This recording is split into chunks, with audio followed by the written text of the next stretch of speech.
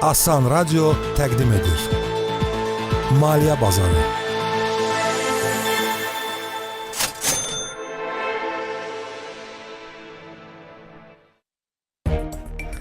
Axşamınız xeyir olsun. Asan Radyoda Maliyyə Bazarının vaxtıdır. Studiyada mən Venera və mən Renara. Bazar olsun deyib Maliyyə Bazarımızı açıq elan edirik. Bugün də sizi maliyyə baxımından daha da məlumatlı edəcək mövzumuz, bütün suallarımızı cavablandıracaq qonağımız və ən əsas məsələlərdən biri 100 manat hədiyyəmiz olacaq. Bəli, biz düşündük ki, dinləyicilərimizə ən yaxşısı pul hədiyyə edək. Ürəkləri necə istəyirsə elə xərcləsinlər.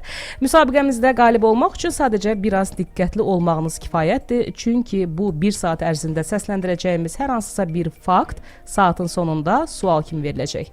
Odur ki, indidən nömrələrimizi qeyd edin. 070 65 56 100 WhatsApp nömrəmizdir. Bugün oktyabrın 27-si. Qarşıdan bayramlar gəlir, qeyri iş günləri olacaq və həmin günlərlə bağlı planlarını xeyli əvvəlcədən quran insanlar var. Ümumiyyətlə, Venera fikir vermisən, elə adamlar var ki, yəni içi mən qarışığa, il başlayandan təqvimə ancaq tətil günlərinin hansı tarixlərə düşməyini yoxlayırlar ki, istirahəti planlaşdırsınlar. Başqa ölkələrdən olan və istirahət planlaşdıran insanlar da bizim ölkəni öz tətil planlarına əlavə edirlər. Çünki fikir verirsənsə, Azərbaycanın elə gözəl yerləri var ki, biz buralı ola-ola hələ gedib oralara çıxmamışıq. Amma başqa qitələrdən belə olan adamlar oranı necəsə gəlib tapırlar yəni. Bəli, odur ki, bu turizm mövzusu çox maraqlı olduğu üçün biz də bugün Azərbaycanda turizmin inkişafı və bu sahənin bizə, yəni turizm sahəsində olmayan insanlara təsirindən, həmçinin yerli insanların bu sahədən qazanc əldə etmək imkanlarından danışmaq istədik. Ay Safiləni, o düzdür ki, sizin dükana Manqol dublon Gətirmişlər, Manqol turistləri alıb apardılar. Görəsən, Manqol turistləri Manqol dublonkasını buradan niyə alırlar? Elə bütün bu məsələlərdən danışmaq üçün həmsöhbətimiz irəliyən dəqiqələrdə turizm eksperti Ceyhun Aşırov olacaq. Venera, sən də ölkəmizin, mən deyərdim ki, ən gözəl yerlərindən biri olan Xızıdansan. Bəli. Yəni Xızı da bildiyim qədərilə turistlər tərəfindən sevilən istiqamətlərdən biridir. Məsələn, şəxsən sizin kəndə, ölkəmizdə turizmin inkişafı necə təsir etdi? Xızıya daha çox mən deyərdim ki, dağlıq, qayalıq yerlərdə piyada yürüyüş etməyə maraq olanlar gəlir. Bizim kəndlərimizdə məsələn elə sakinlər var ki, saytlara evlərinin elanını yerləşdirirlər ingiliscə və turistlər gəlib orada ev tutub qalırlar. Hətta mənim bir qohumum var. Turistlər hündür yerlərə çıxmaq istəyəndə öz nivası ilə onlara xidmət göstərir. Yəni sözün hər iki mənasında pulunu daşdan çıxaranlar az deyil. Yəni bax, cüzi ingilis dili bilikləri, hə? Bir biznes ideya və qonaqpərvərlik kifayətdir ki, yəni istənilən insan turizm kimi böyük bir sahənin bir parçası olsun. Əlbəttə. Mən də fikir verirəm, şəhərin mərkəzində olan evlərini turistlərə kirayə verənlər var və ya şəxsi avtomobili ilə turistləri gəzdirən insanlar var. Yəni burada qeyd etdiyim kimi dil bilikləri də çox böyük bir rol oynayır, kömək olur yəni. Renara dil biliyi dedi, mənim yadıma bir şey düşdü. Deməli, bir neçə il bundan əvvəl bir rəfiqəmlə içəri şəhərdə gəzirdik. 2 ingilis dilli xanım turist yaxınlaşdı. Nəsə soruşdular, rəfiqəm də çox yaxşı ingiliscə bilir, amma mən almanca bilirəm. Bunları yaxşıca başa saldı. Hətta turist xanımlar təklif etdilər ki, bizə 3-4 gün bələdçilik et və biz sənə qanararını verək. Nəysə, rəfiqəm bu işdən yalan olmasın bir 300-400 dollar qazandı. İndi mən də o vaxtdan bəri şəhərdə gözüm 2 alman xanım axtarır, amma hələ də qarşıma çıxmayıblar. Olacaq Venera. Çünki bax, misal üçün bu ilin yanvar-sentyabr aylarında Azərbaycana 183 ölkədən 1 milyon 948 min nəfər gəlib. Ölkəmizə gələnlərin sıralamasında isə o 3 ölkə var. Onları da qeyd edim. Rusiya, Türkiyə və İrandır. Möhtərəm Vətənxan ağa, biz ruslara yaxşı məlumdur ki, Azərbaycan əhli heç nəyə əsirgəmir qonaqlar. Bəli. Məndə də bəzi məlumatlar var. Belə ki, Azərbaycanda 8 kənd seçilərək turizm layihəsinə daxil edilib. Prezidentin müvafiq sərəncamına əsasən Qusarın Laza, Qubanın Qırız, Qaxın İlisu və Sarıbaş, Qəbələnin Duruca, İsmayılın İvanovka, Lerikin Bibiyani və Astaranın Sım kəndləri. Rinara, inanırsan mən bunların heç birində olmamışam hələ. Xınalıqda da olmamısan? Yox, olmamışam. Yeri gəlmişkən, xınalıqla bağlı deyim ki, Qubada yerləşir və dünyanın ən yüksək yaşayış məntəqələrindən biridir. Və Xınalıq kəndi BMT-nin turizm təşkilatlarının Best Tourism Villages, ən yaxşı turizm kəndləri siyahısına daxil edilib. Yəni bir gün hamısına gedərik. Mütləq. Rinara, sən fikir vermisənsə, kənd həyatını əks etdirən videolar da internetdə çox məşhurdur, çoxlu sayda baxış yığır və bunun özü də müəyyən qazanc əldə etməyə, həmin yerləri tanıtmağa kömək edir. Və onu da qeyd etməliyik ki, turizm potensialını qat-qat artıran və turistlərin də yüksək marağını çəkən işğaldan azad olunmuş torpaqlardır. Təkcə yay mövsümündə azad olmuş ərazilərimizi 500 mindən çox turist səfər edib.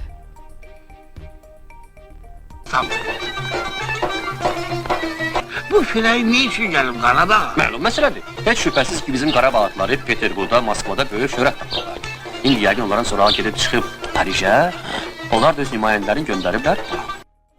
Bu il ərzində təkcə Şuşaya 430 min turist səfər edib. Gələn il məsələn yaz fəslindən etibarən Şuşada hiking, yəni piyada dağ yürüyüşü turları təşkil olunacaq. Qarabağda görməli, gəzməli çox gözəl yerlər var. Ağa iş oradan. Qarabağın gözəl yerlərini bir sizə göstərəcəyik. Sağ ol, var ol, bülbül ol, qəfəsdə olma. Gözəl diyaloq qurmusan sən Venera Azərbaycan filmlərimizlə. Xoşuma gəldi. Mədaxil xəbər.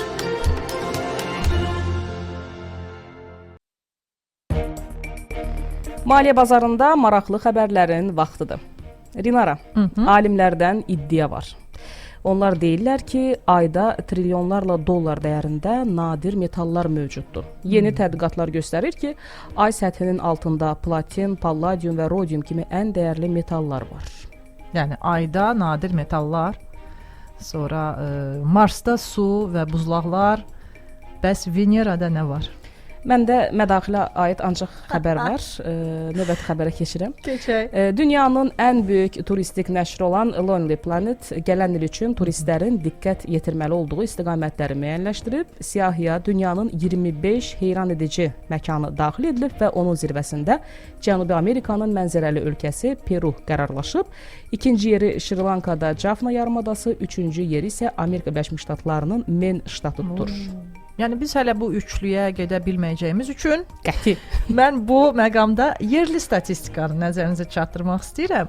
Bu il Azərbaycanda əcnəbilərin ən çox gecələdiyi yer hara olub? Bakı. İkinci yerdə Qusar, üçüncü yerdə isə Quba və Qəbələdir. Məxaric xəbər.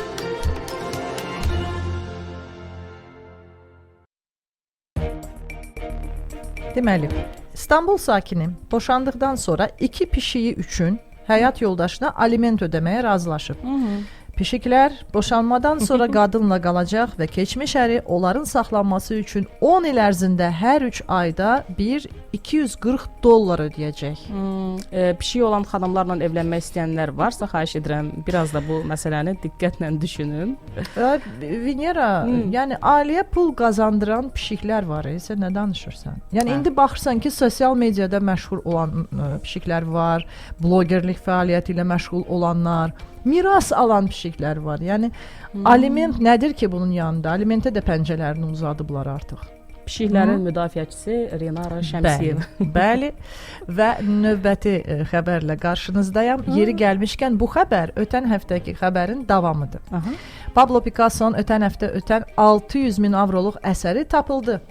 Keçən həftə demişdik də, Madriddən Granada şəhərinə sərgi aparılanda yəni yolda yox çıxıb və sən demə, gitara ilə natürmort əsəri heç paytaxtı tərk etməyib. Elə muzeydəymiş. Sadəcə muzey əməkdaşları elə biliblər ki, daşınan əsərlərin içində bu da var. Amma Elə deyilmiş. Rinara, məncə 100% muzeyin məhz ana olan işçisi bu əsəri tapıb. Çünki heç kimin görmədiyi yerdə olan əşyaları ancaq analar görür. Yəni sən düz demişdin. Maliyyə bazarında qonaq var.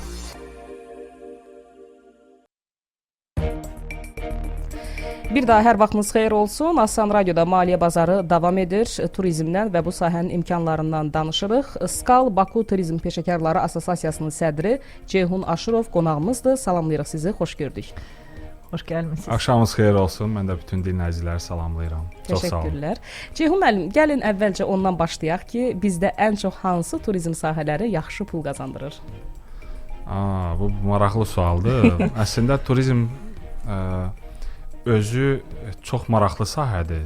Başdan ayağa valyuta gəliridir də. Yəni bir çox dövlətlər hətta bu çox maraqlı bir sahədir ki, ölkənin iqtisadi imkanları böyük olmaya bilər, amma rekreasiya imkanları, təbiəti, deməli klimatı buna tam imkan verirsə, bundan yaxşı turizm məhsulları edib ölkəyə ciddi valyuta gəlirinə səbəb ola bilər. Ona görə məsələn Azərbaycan da heç təsadüfi deyil ki, prioritet sahə elan eləyib, turizmi, düzdür, sərhədlərimiz hələ bağlıdır, amma ona baxmayaraq perspektivli sahə kimi dövlətimiz görür bunu. Mən tam qatılıram ki, bəli, turizm üçün Azərbaycanda ciddi potensial var və bunu doğrudan da biz kapitala çevirə bilərik. Çünki bu sahə çox maraqlıdır ki, bunu çox deyiblər əlbəttə ki, öz təkcə otel, turizm şirkəti və s. tutaq ki, təyyarə bileti və bundan əlavə bir iqtisadiyyatın digər bir 20-yə yaxın sahəsinə də paylaşım edir. Onların da gəlir qazanmasına səbəb olur. Yəni dolayısıyla desək, bir turist gələndə ancaq oteldə qalmır, ancaq belə deyək də transferdən istifadə eləmir, həm də alış-veriş eləyir, bir istehlakçı olur, bir iqtisadiyyata belə deyək də təşviq eləyir və s. tələbat yaradır. Ona görə gəldiyi yerdən də bir şeylər alır. Son nəticədə ölkəyə əslində bir ixrac fəaliyyəti kimi valyuta daxil olması baş verir. Bəs sıradan bir vətəndaş deyək, hansısa bir kəndin, rayonun sakini necə turizmin bir parçası ola bilər? Məncə olur da.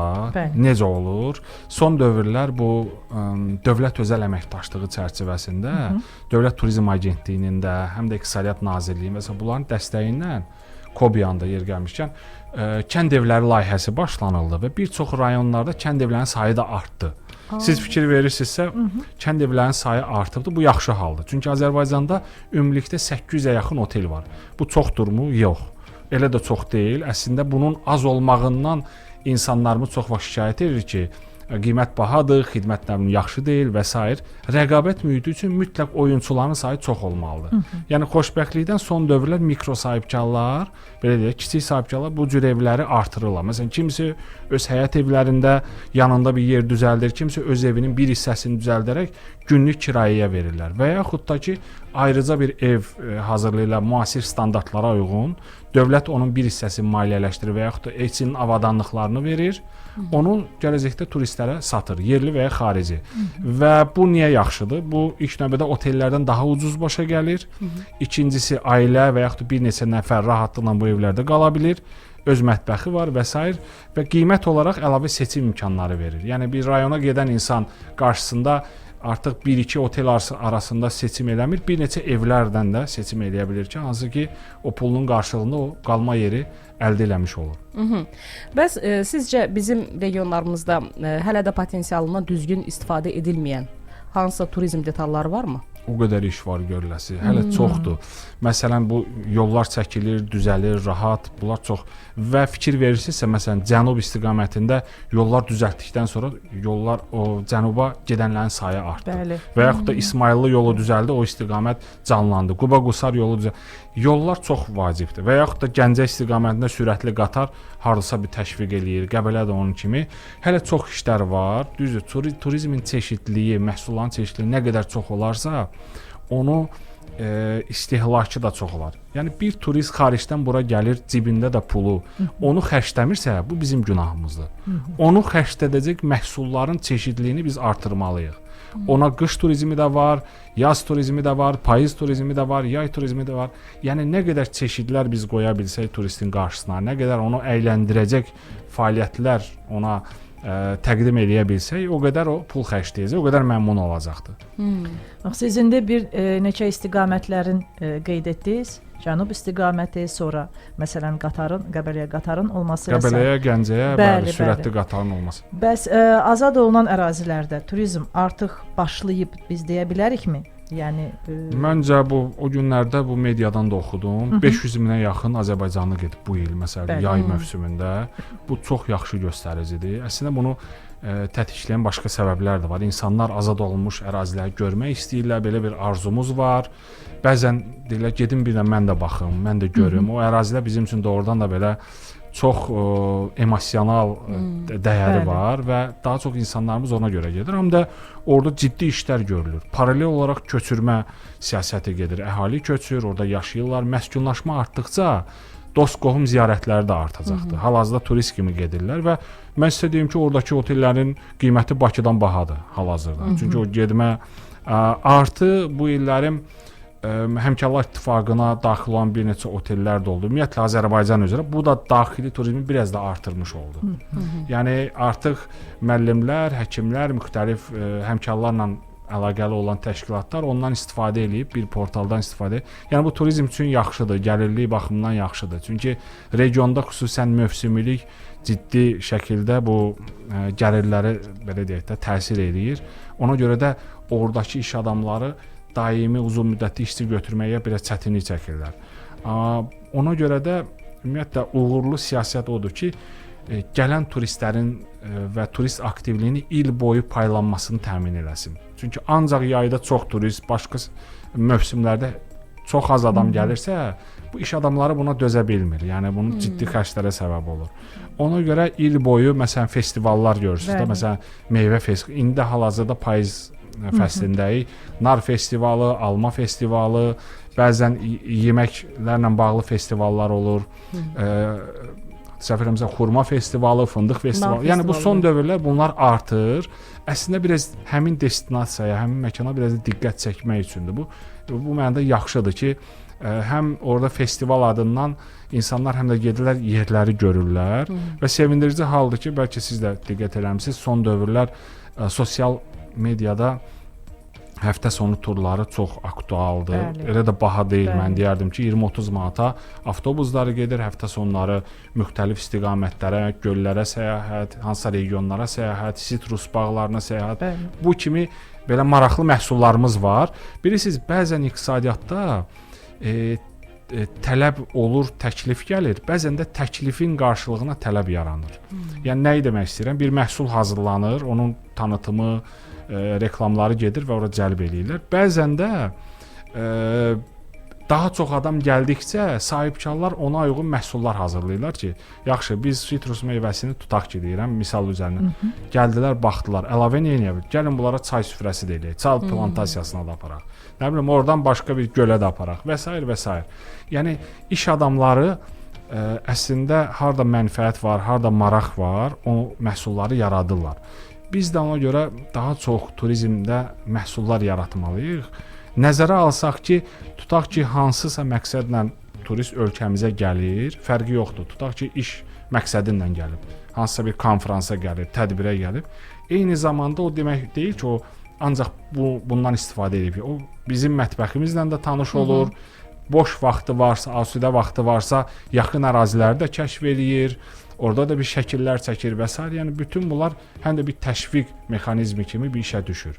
Yəni təkcə bir məqsədli gələn turist əslində bir neçə turizm məhsulunu istehlak eləmiş olur. Yəni ondan faydalanmış olur. Eyni zamanda bu da həm də gəlirliyin bölgüsü baxımından çox yaxşıdır.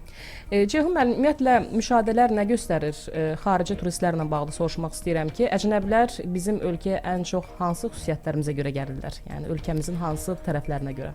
Mən deyərdim ki, biz ümumiyyətlə insanlar olaraq, Azərbaycanlılar olaraq qonaqpərvərik. Yəni bu bizim içimizdən gəlir. Bunu bir çox yerlərlə müqayisədə də bəzən təbii olaraq biz qonaqlara belə deyək də, onlara daha faydalı olmağa çalışırıq. Təkcə ona görə yox ki, biz bundan pul qazanaq. Yəni bu biraz da bizim içərimizdən gəlir ki, qonaqpərvərliyimizi, mədəniyyətimizi, mətbəximizi ən yaxşı tərəfdən göstərməyə çalışırıq. Sizin sual o idi ki, yəni necə olur ki, biz Bu ölkəni seçirlər. Bu hansı ölkəni xüsusiyyətlərə seçirlər. görə, bəli. İlk növbədə destinasiya olaraq hal-hazırda biz çox yaxşı üstünlüyümüz var ki, otellərin qiymətləri, qidalanma və s. çox uyğun, əlverişli qiymətdir xaricilər üçün. Xaricilər üçün. Baxmayaraq ki, uçuş biletləri bahadır. Bunu açıq demək lazımdır. Amma bura gələndə hətta Türkiyədən belə bizim qardaş ölkədən qonaqlarımız gəlir, deyir ki, Türkiyəyə baxanda müqayisə edəndə sizdə otellər və qidalanma çox yaxşı qiymətədir. Yəni onlar üçün belə əlverişli gəlir. Vaxt var idi, tərsinə idi məsəl üçün. Amma eyni zamanda təbiət, tarixi abidələr olsun, xüsusən qidalanma, qidaların dadı və s. Yəni bu məsələlər onları çox cəlb edir. Həm də Bakının özü bir şəhər olaraq bir Avropa şəhəri standartındadır. Eyni zamanda şərq xüsusiyyətlərini də özündə göstərir. Yəni bu mənada biz turistlərlə söhbətdə də tez-tez bunları eşidirik və daha çox gəzməyə, görməyə, yeni yeri kəşf eləmək məqsədilə gəlirlər və çox məmnundurlar əksəriyyəti. Sadəcə ən çox eşidilən belə deyək də narahatçılıqlar, belə bizi də bu narahat edir ki, təyyarə biletlərinin qiymətinin baha olmasıdır. Əslində mən sizə bir şey deyim. Azərbaycanda 9 beynəlxalq hava limanı var və bu hava limanlarından ancaq uçuşların 90%-dən çoxu Bakı üzərindən həyata keçirilir. Bizim Gəncə, nə bilim Lənkəran və digər Qəbələ olsun, hava limanlarımızın səmərəliliyi, effektivliyi artırılmalıdır. Onlar da daha əlverişli qiymətə mən düşünürəm ki, təkliflər yarada bilsə, şərtlər yarada bilsə, ucuz hava daşıyıcıları həmin istiqamətdə işləyə bilsə, regionlarımıza həm xarici turistlər çox olar, həm də bu paylanma çox yaxşı gedə bilər. Daha çox biz turist qəbul edə bilərik. Yəni bizim hal-hazırda quru sərhədlərin belə qapalı olması bizi o qədər narahat eləməz. Ceyhun bəy, siz elə danışdınız, mən özüm həvəsləndim turizm sahəsinə vallahi. Çox təşəkkür edirik sizə. Mən də sizə təşəkkür edirəm. Çox sağ olun. Uğurlar arzu edirəm. Diqqətli müsabiqə. Maliyyə bazarı verilişində müsabiqə hissəsinə gəldik, çatdıq. Rinara, icazə ver, mən WhatsApp nömrəmizi və qaydaları təkrar edim, sonra sən sualı oxu. Nömrəmiz 070 65 56 100-dür. Qaydalar isə belədir. Hər bir dinləyicimiz hədiyyə qazansın deyə bildiririk ki, bir dinləyici bir ay müddətində bir dəfə qalib ola bilər. Qazanan dinləyici şəxsən özü gəlib hədiyyəni götürməlidir. Başqa nömrədən yazıb təkrar həmin dinləyici qalib olursa, bu da sayılmayacaq. İndi buyur, 100 manatlıq sualı oxu. Diqqətinizi yoxlamağın zamanı gəldi. Bax, bayaq mən şəxsən özüm bir kəndimizlə bağlı bir məlumat verdim. Dedim ki, bizim bir kəndimiz BMT-nin Turizm Təşkilatının Best Tourism Villages, ən yaxşı turizm kəndləri siyahısına daxil edilib. Söhbət hansı kənddən gedir? 070 65 56 100 nömrəsinə yazın.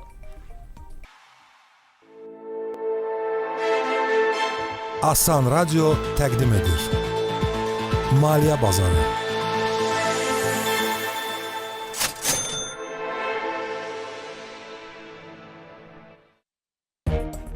Və beləliklə bizim ən diqqətli dinləyicimiz hal-hazırda telefon xəttindədir. Gövhər xanım, axşamınız xeyir olsun. Hər vaxtınız xeyirli olsun. Necəsiz? Ay, biz əlayıq. Siz necəsiz? Mən də biraz xəstəyəm. Amma amma buna rəğmən siz bizi diqqətlə dinləmisiniz. Düzdürmü? Bəli. Və mən deyəndə ki, bizim bir kəndimiz BMT-nin Turizm Təşkilatının Best Tourism Village, yəni ən yaxşı turizm kəndləri siyahısına daxil edilib, dərhal yazdınız ki, bu kəndin adı Xınalıq. Əlbəttə. Olmusunuz mu Xınalıqda? Olmamışam, təəssüf. Nəvələri də götürüb gedərəm bir gün inşallah. Mütləq. Yüksək də oralar, yəni biləsiz. Həmişə baxsam, xoşdur, amma hələ qismət olmayıb. Ayalı. Ümumiyyətlə, ən belə maraqlı səyahət etdiyiniz yer hara olub? Biz bugün turizmlə danışırıq, sizdən də soruşaq. Valla, desəm ki, çox yerə getməmişəm, imkan olmayıb. Bax, 100 manatınız var, Xınalığa gedin, oradakı turizmə bir qatqınız olsun. Heç olmasa. Biz sizi təbrik edirik, Gövhər xanım. Sağ olun, çox sağ olun qızım. Buyurun. Sağ olun. Sağ olun. Belə Venera. Hı. Bax, indi ümidvaram ki, dinləyicimizin keyfi az da olsa düzəldi. Düzəldi və 100 manata görə heç olmasa biraz Əlbəttə. ağrılar azar. Əlbəttə. Biz isə sizə hələlik deyirik. Növbəti pullu mövzumuzla gələn həftə eyni vaxtda yenə də Asan Radioda olacağıq. Sağ olun. Diqqətinizə görə təşəkkür edirik.